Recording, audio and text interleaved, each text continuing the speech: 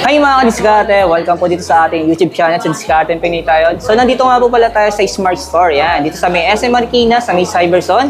So kasama natin Sir RR. Hello. Yan. I will be your AI master for today, and I will be greeting you everyone with a great Samsung morning. So we just launched our first ever Galaxy AI phone, which is the Galaxy S24 series. Galaxy S24 comes with assistive functions such as circle to search with Google, live translate, photo assist, and other assistive functions that will help your everyday mobile use effortless and more convenient. Let me show you how. So, Mark, naka-experience ka na ba na nakakita ka ng bag or pair of sneakers pero wala kang idea kung magkano yun or anong tawag doon? Siyempre, mahirap naman bumili nun or something kung hindi mo alam kung ano yun, di ba? Actually, nakasubukan ko na yun eh. Pero parang binabaliwala ko lang siya kasi feeling ko kasi parang sobrang mahal ng mga sapatos nila yan. Lalo na mga branded sapatos, di ba? Eh, ako na lang, parang ganun. Yan. So, with our circle to search with Google kasi, so at least magkakaroon ka ng idea. Malay mo, affordable naman pala or okay lang, kaya naman yung price. So, meron tayong AI function sa ating S24 which is called the circle to search with Google. So, basically yung gagawin lang natin sa kanya is open lang natin yung camera. Ayan. And then, once na ma-open natin yung camera, pwede na natin siyang itutok sa kahit na anong item or bag, shoes, or anything na gusto natin. Like for example, yung shoes. So, didiinan lang natin yung home button sa kanya. So, and after that, so yan Mark, after that, circle lang natin siya. And then, automatically nalalabas yung result sa kanya. So, eto, lumabas na yung, after i-circle, lalabas na kagad yung mga choices ng shoes sa baba. So, meron tayo ditong Adidas VL na ang price niya is, ayun, may price siya. So, 3,500. And then, ang maganda sa kanya, pwede natin siyang i-narrow down. So, if ang gusto natin is saan siya mabibili, like if Adidas mismo or Lazada,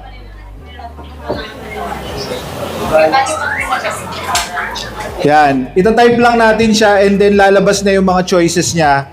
Yan. So, once na i-click natin siya,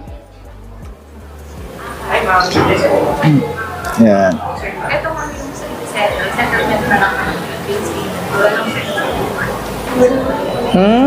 So yan, o di ba? Nakita mo na kagad yung shoes. So yan yung price niya. Eh malay mo, afford mo naman pala, di ba? Kasi 3.5 lang naman yung shoes eh. Minsan nga, yung iba maabot ng 10K, mga ganyan, 7K. Okay. Oo nga, no? Saka nagkakaroon ka ng idea kung naka-discount siya o naka-promote yun, di ba? Oo, tsaka marami pang additional choices. Meron pang iba pa. Ayan. Okay? Galing naman ng technology na yan.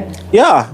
So, sample kaya may kasama kong mga kaibigan para malaman ko may value yung alagaan sila, di ba? Eh, kung nahihiya kang itanong, di ba? So, pwede mo na lang i-search ng sarili mo yung price kahit na hindi nila sinabi. So, for our other functions ng ating circle to search, pwede rin tayong example, meron kayong nakitang place sa internet, pwedeng sa Instagram, pwedeng sa TikTok, ganyan. And picture lang yung nakita niyo pero wala kayong idea kung saan siya. Oh. 'Di ba? May mga ganyan hindi mo alam pero ang ganda ng lugar, 'di ba, Mark? So, ang gagawin mo sa kanya is itatap mo lang ulit yung home button and then circle mo lang ulit yung place and then wait mo na lang na lumabas yung result niya. So,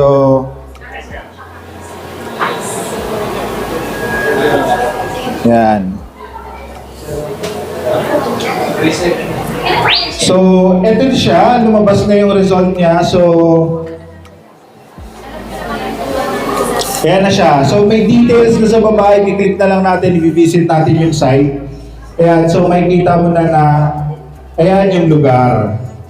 So, at least may idea ka na agad, pero picture lang naman yung nakita mo. Okay? So, meron pa tayo, we have other features pa for AI. So, we also have the photo assist. What we call the photo assist. Diba? Mark, may tanong ako, na-experience mo na ba na merong mga na-capture na picture pero yung angle is pangit or merong mga photobomber pala dyan and then kaso nakaalis ka na dun sa lugar eh. So di mo na mauulit eh. O kaya kanina morning tapos ngayon medyo madilim na so mahirap nang ulitin. So sa Galaxy AI kasi natin, pwede nating i-edit yung mga photos without downloading third-party applications. Pwede. So, yan, Mark. Example yan. Yan. So, So, hindi nangyayari sa akin yan eh. Hindi ko napansin pangit pala yung kuha ko. yan, halimbawa, ito, Oo. Yan. Nakagilid siya, ano? i-edit lang natin yung picture.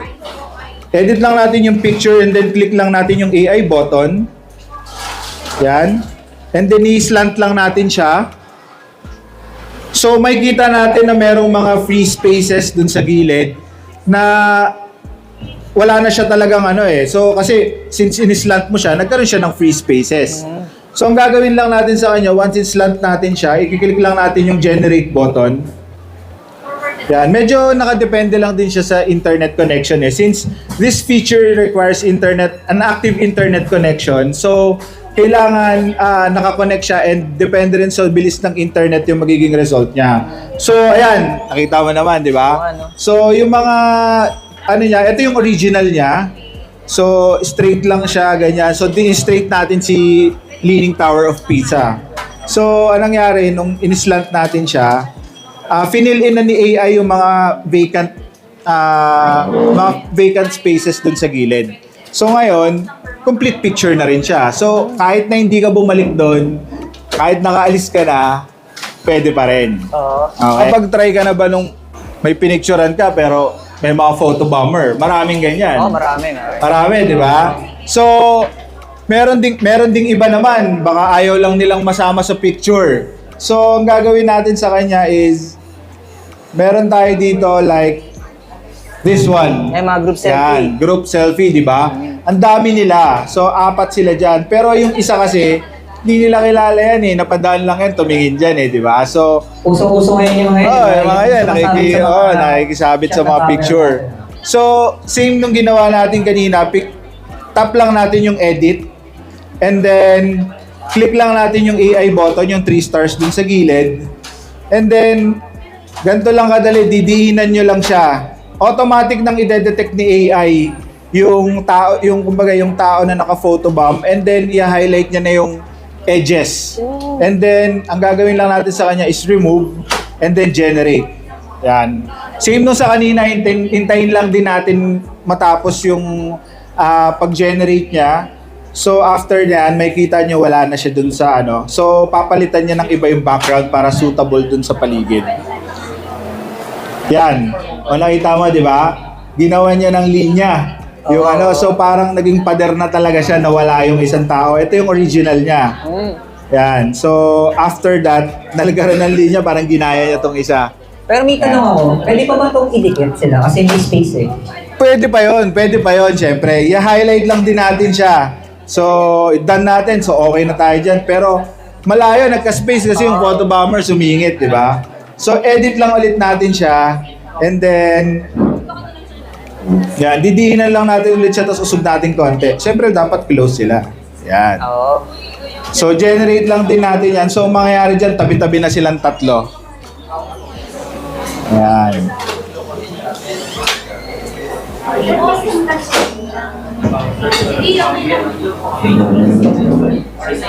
Wait lang natin after a few seconds. Depende talaga sa internet. Yeah, depende sa internet at saka depende doon sa gine-generate niya. Yan. So, ay tama, di ba? Nagtabi-tabi na silang 3 na wala na yung space halos. Pwede mo pa nga yan. Gusto mo, as in, close talaga sila. Pero pwede na yan. Pero di ba, hindi noticeable. Unlike yung kanina, na wala na siya, tapos binove natin. So, parang 3 na lang talaga sila sa picture. So, kahit di ka bumalik doon, kaya mong i-generate yung picture ng okay pa rin yung kanalabasan. Hindi halata. Iba talaga nagagawa ng AI ngayon. Yes. S24 Ultra. Iba talaga nagagawa ng AI natin.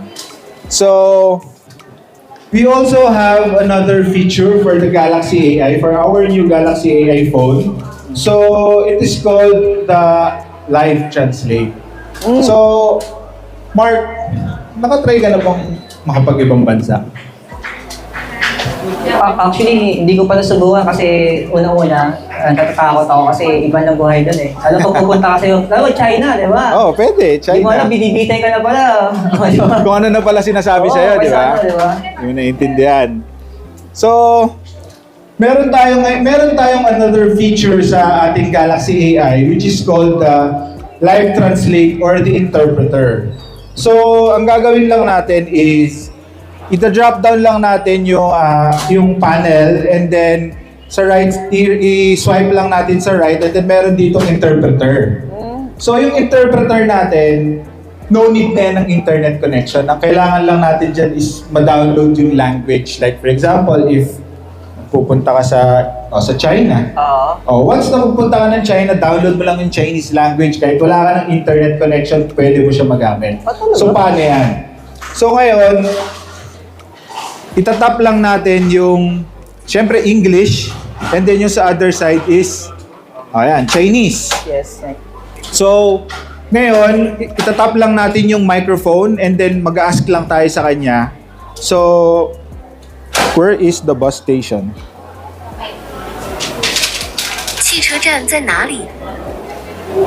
Yan. So, ang mangyayari sa kanya is automatic niyang itatranslate lahat ng sasabihin mo. So, makikita nyo kaya siya nakabaliktad kasi ang purpose niyan is pag nag-uusap kayo, ganyan. So, pagpunta mo doon, if ever na meron kang gustong itanong, magkano yan, saan papunta sa ganitong direction, so pwede niyang i-translate para sa'yo. Kahit walang internet connection, pwede gawin yan. So, ang mangyayari is magiging effortless na yung pagpunta mo sa ibang bansa kasi kaya mo nang makipag-communicate sa kanila kahit may language barrier. So, another feature for our Galaxy AI is the browsing assist. Yan. So, most of our clients here sa Smart is possible kayang makarelate dito sa browsing assist natin eh. Kasi this is mostly used by professionals. Yan. Maganda kasi yan eh dahil kaya nating yung kumbaga less yung time na kailangan natin para makuha yung mga gusto natin from the very long so from the website, from a certain article, ganyan. So I'll show you now what we call the browsing assist. So if ever pupunta lang tayo, what if mapunta tayo sa website na hindi natin alam or hindi natin maintindihan kasi ibang language siya, di ba? Like for example, this is Korean, yung website. And then, since hindi natin siya maintindihan, so paano natin siya babasahin, di ba? Tama. Ang hirap. So, itatranslate mo pa siya isa-isa sa Google Translate. So, sa Galaxy S24 natin, itatap nyo lang yung 3 stars or yung AI button sa baba. And then, pindutin lang natin yung translate. So, once na pinili mo sa kanya is, if your chosen language is English, automatically na mag-i-English na kagad yan. So, ito siya kanina, di ba? Ito siya kanina eh. So,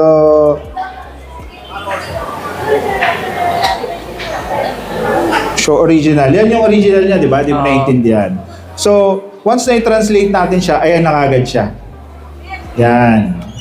Okay? So, another problem. May problem pa ulit yan. Kasi sobrang haba eh. Saka magulo. Sobrang haba, di ba? Eh, minsan wala ka namang time para basahin lahat yan, di ba? So, ang gagawin natin ngayon is